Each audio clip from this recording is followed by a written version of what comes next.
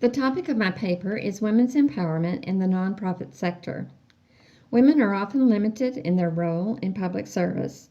Researcher Thamado in 2009 found a positive correlation between women's empowerment and the nonprofit sector. In collaboration with Dr. Crystal Evans, we conducted a study which posed the question: does women's political empowerment cause development of the nonprofit sector, or does a more developed nonprofit sector result in increased women's political empowerment? We found a causal relationship and also discovered evidence that a circular relationship wherein they may cause each other could be found. In prior research conducted, an observance occurred wherein the impact of giving in an economic context revealed that some phenomenon may impact the nonprofit sector as a whole. Not each nonprofit subsector is impacted equally. Even if the entire nonprofit subsector is impacted positively, that same phenomenon does not necessarily hold true to each individual subsector being impacted in the same direction. In fact, the opposite is possible. Advocating for women's empowerment helps in the movement to a more equitable society. It is possible that the disempowered woman leaves the for-profit sector in hopes of finding acceptance in the nonprofit sector where gender constraints are thought to be weaker.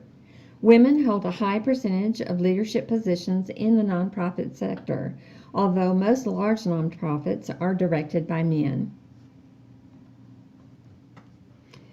Here is a list of the subsectors in the nonprofit sector: religion, education, health, human services, public benefit, arts, international causes, and environmental causes.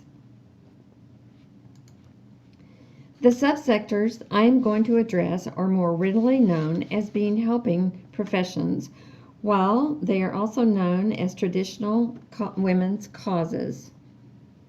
Health services is the largest in terms of economic value and employment and includes hospitals, outpatient care, rehabs, social assistance, and home health.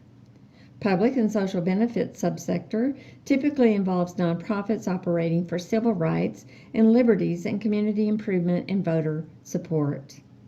Educational subsector, as you might suspect, is universities, research institutions, and primary and secondary schools. Partly because of the prior research, my suspicions by way of the hypotheses are fairly straightforward. Each one predicts a positive correlation will exist between women's political empowerment and the nonprofit sector of first, education, second, public benefit, and third, health services. Fortunately, the data I need are already available. First, the Center for American Women in Politics through Rutgers Institute of Politics has a fact sheet with the data which will represent an independent variable, which will provide 50 observations and measure the total percentage of women's seats in state legislatures from 1975 to 2013.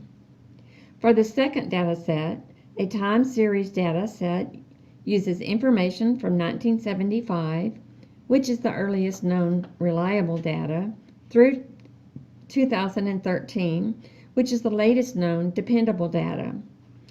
This will measure nonprofit development in two ways.